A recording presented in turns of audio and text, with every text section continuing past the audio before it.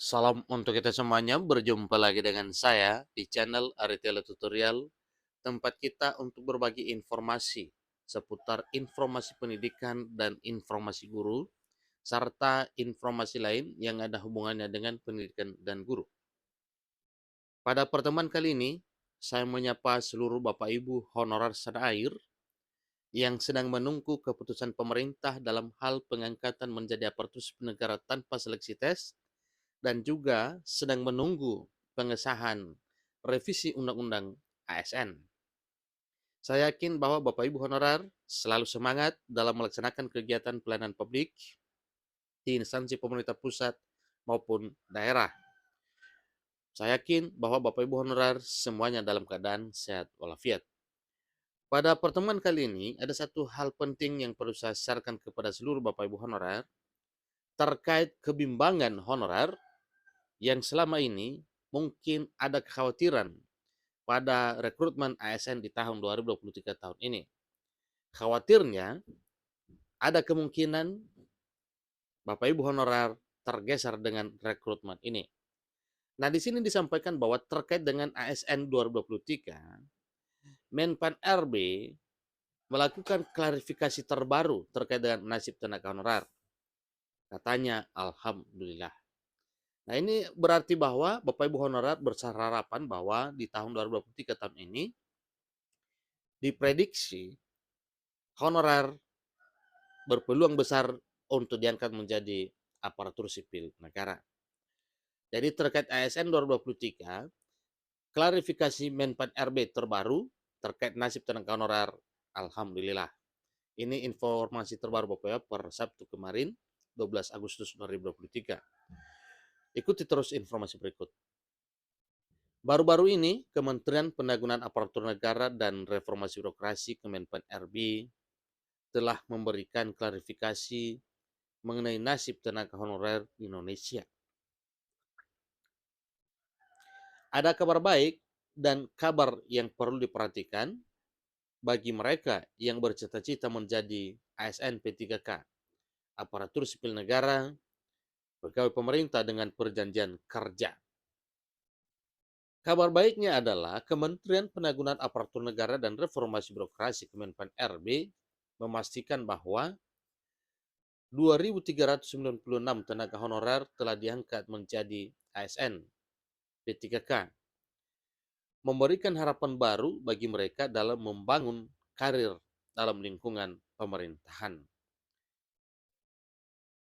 Namun, ada juga kabar yang perlu mendapat perhatian serius bagi tenaga honorer yang ingin mengikuti seleksi CPNS atau calon pegawai negeri sipil dan P3K. Klarifikasi tersebut mencatat 3 kategori tenaga honorer yang tidak dapat mengikuti seleksi CPNS dan P3K. Namun hal ini tidak berarti penghapusan massal yang menghancurkan karir honorer di Indonesia. Ini tidak bisa diperkirakan begitu Bapak, karena memang tidak ada penghapusan massal. Kementerian Pendagunan Aparatur Negara dan Reformasi Birokrasi menjaga prinsip keadilan dan kompetitivitas dengan tetap memberikan kesempatan bagi tenaga honorer menjadi ASN. Jadi hal ini menjadi titik pentingnya dalam menjaga masa depan karir tenaga honorer. Hal ini benar ya, bahwa memang akan menjadi titik penting dalam hal karir para Bapak Ibu honorer.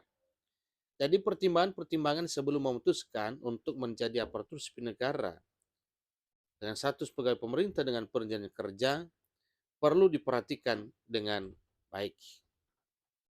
Termasuk batas usia, ijazah pendidikan terakhir, gaji, dan tunjangan yang telah diterima selama bekerja di instansi pemerintah. Namun, beberapa hal yang perlu diwaspadai.